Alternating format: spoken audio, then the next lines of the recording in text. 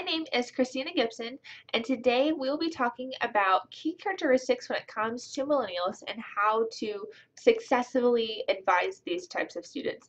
I thought this topic was very interesting, especially since I interact with millennial students all the time here in my current position, as well as being a millennial student and being within this generation. So I wanted to learn more about when it comes to their different characteristics and how to properly and successfully advise and develop them throughout their college experience. So some of the things we're going to talk about are facts about millennials, talk about some of those, the 7 characteristics that Howe and Strauss have come up with when it comes to millennials, the best advising strategies for those types of characteristics, other factors I feel are important as well, and then we'll come to a conclusion at the end. So some of the facts about millennials is they were born between 1982 and 2003. So with the year being 2015, that shows that millennials are aged from 12 years old to 33 years old, which I think is a pretty big gap in age, I would say. I would say that a 33-year-old today was raised pretty differently probably than a 12-year-old was raised, just because, and I think this is mostly having to do with the technology advances and different experiences they experience. So I think that the millennials is a pretty wide generation, but they're very different on the spectrum. 1 in 3 Americans are considered millennials. By 2016, millennials will account for 36% of our employers. On average, a millennial owns 2.4 electronic devices. So then this is very true. They have iPads, tablets, iPhones, laptops. They're constantly using technology and they're constantly on these electronic devices. Fall 2000s, we actually started seeing millennials on our college campuses, but I still feel like I was saying earlier that things have changed over the past 15 years. I would say quite a bit. So I think the student we saw 15 years ago is pretty different than the student we're seeing now. And some of the words that Howe and Strauss use to describe these millennials is optimistic, cooperative team players, role followers, and ethically and racially diverse. So now we're going to go over the 7 characteristics. So the first thing is that millennials feel the need to have special circumstances and personalization when it comes to their college experience. They want constant, and not just constant, but they want instant feedback. And I think this has to do with the fact that we talked about technology and they have all this information at their fingertips instantly when they want it. If they need to know something, they can look it up on their phone or the internet. So they have this instantaneous feedback that they constantly get from everything else, that they expect that from their advisors as well. They have a need, they want individualized classes, they want a personal relationship with their advisor, they want to look to them as a mentor, and they feel more appreciated and when an advisor, and they more likely to trust an advisor when the advisor makes a personal investment in their life. I think one of the negative aspects when it comes to this characteristic is that they often think they deserve certain privileges over others, and I think this has a lot to do with the fact that they grew up in what we call the participation ribbon generation, and so these students have grown up thinking, oh, everybody gets a trophy, everybody gets a ribbon, whether or not you've actually done something that's worth receiving one or not. And so advisors should ask students what they're interested in early on, make a personal investment in them, ask them about their previous courses, what they liked about it, what they didn't, ask them about their personal lives, so that you're getting to know your student in a holistic aspect, so you're able to advise them properly. And I would say that advisors don't need to make exceptions when it comes to policies and procedures. You know, don't stick to your guns and say, you know, this is how it's going to be. Don't apologize for the circumstance being that way, but just, you know, empathize with them, but yet still tell them this is how it's going to go and this is the policy we have to follow. The next one is sheltered. Millennials have been sheltered and protected not just by their parents but by society as well. The studies show that they have a concern for safety because maybe they grew up in a world that's a little bit different. And then they also rely a lot on their parents. They value a relationship with their parents, and they also rely on them quite a bit.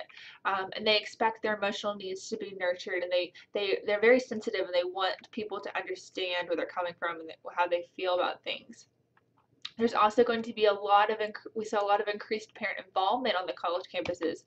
So advisors should expect parents to be coming to their advising appointments with students.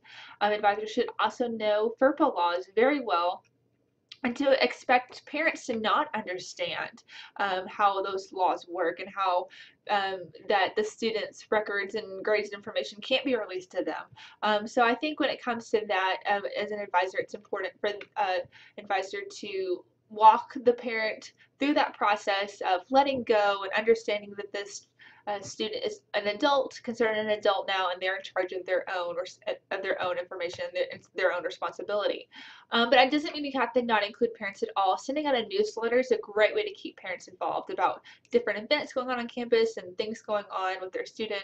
Having an office of parent relations or something like that should be seen on a campus nowadays because of this generation, because these generations' parents are so involved in the college experience. And so I think this is going to be a really important piece when it comes to keeping the parents in the loop, but knowing how to keep those boundaries. As millennials are also very confident and optimistic. They use very highly positive wording. They have goals, and they are hopefulness for their future. They know they want to do well, and they have a desire to make a difference and an impact in the world. So I think that's a great characteristic to have, that they want to leave the world a better place than they came in. But also shows that they're more likely to pick a major they enjoy or interested in, and but that doesn't align with the career path they actually want to go down. I think this is something advisors have to help students with. They have to explain to them that if you pick this major, these are the types of careers that go with it, and explain to them that early on. Because I think it's great that they want to pick courses that they enjoy, because they're more likely to be successful in those, but they have to understand what leads up to that. And then give them the resources and opportunities to explore their different majors, so that they know what they're getting into long term. And also helping them find opportunities to give back to their community is going to be really important for this generation. Connecting them with courses that have service learning components, or connecting them with the leadership and service department on the campus, so that they find those opportunities to give back and volunteer like they desire to do. They also are very conventional. Millennials are conventionally motivated. They like rules. They like structure. They want to know what to expect. They want to know when it comes to what's expected of them. I think this has a lot to do with standardized testing. They grew up, especially in Texas, they grew up knowing this is what you have to study, and this is what's going to be on the test, so study this, and this is what you'll see on the test. And so they have a hard time connecting the dots and being critical thinkers. And so I think that's something that they struggle with, is they prefer conformity. They prefer, black and white, instead of having to think critically or make decisions for themselves. Think outside the box, I guess. And so I think advisors should walk them through the steps and give them guidance, and use handouts and things that are visually appealing, break down things for them, give them the guidance that they need, but expect them for a student just to say, you pick for me, I don't want to make the decision, but don't do that for them. That's not going to be successful for them in the end. Helping them make that decision is going to be very important. Using a combination of prescriptive and developmental advising approaches. Prescriptive meaning that you are the authority figure, you make the decisions, you say this is how it's going to be, where developmental is where you put the decisions all in the student's hands. So I think using a little bit of both of those strategies is helpful by giving them options, helping them make the decision, and help them set realistic goals for themselves, whether it be personal or financial, career goals, whatever the goals may be, helping them set those goals and helping them find the steps to attain those goals. Students also feel a lot of pressure about majors, career choices, and life decisions.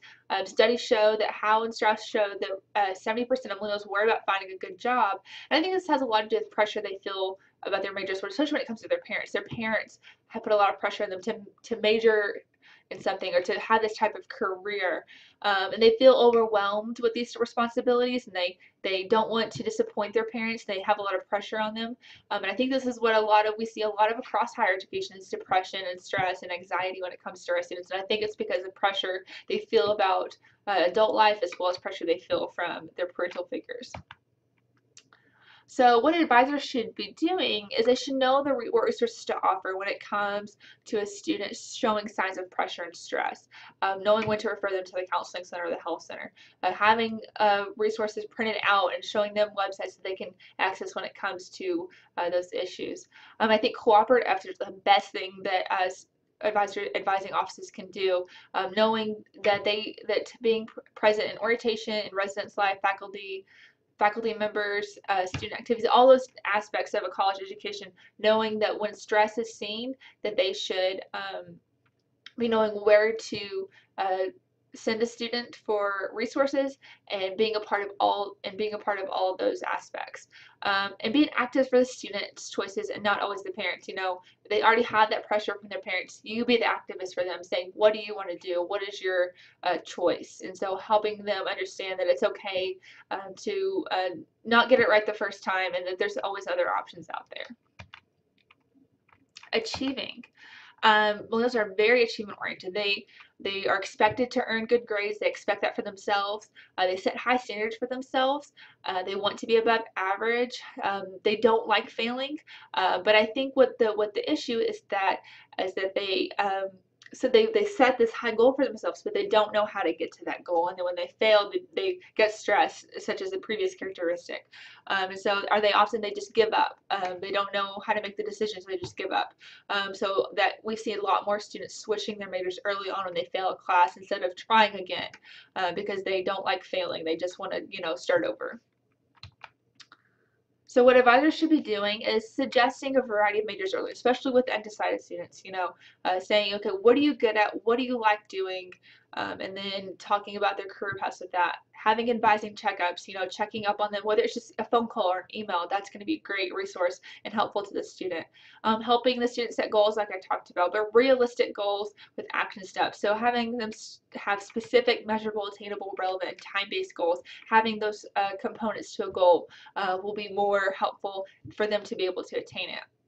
Let them know failure is going to happen sometimes and it's natural, and just encourage them to keep trying. These students are very team oriented. They are dependent upon the relationships they have with their friends and family. They want to help each other out. They want to be involved in various student activities. They're very social. They're a very social generation. They have a desire to solve problems with others. They want to work with a team instead of trying to figure it out on their own. That's why they want you as an advisor to help. They also want to hear advice from their friends and family. They want to feel connected to their university and their peers. They want to be involved. They want to work together to come up with a solution. So advisors should know which courses offer more group work, helping them, decide, this class would be great for you since you like working with a team. Working with a team is going to be a big part of your career, of their careers as well. Work with students to solve problems and come up with resolutions. And so suggest, hey, this would be a great organization for you to get involved in. This would be a great activity for you to do, because they're able to balance their social life. They're going to be able to balance their academics a little bit better as well. And so other factors to consider is that I've already touched on this several times, but they're extremely technology focused. And I think this picture depicts this very well. Our generations over time, for instance, a senior may say, write me. A baby boomer may say, call me. A Generation X says, email me. And this Generation Y or these millennials say, text me. They're very much mobile when it comes to communication.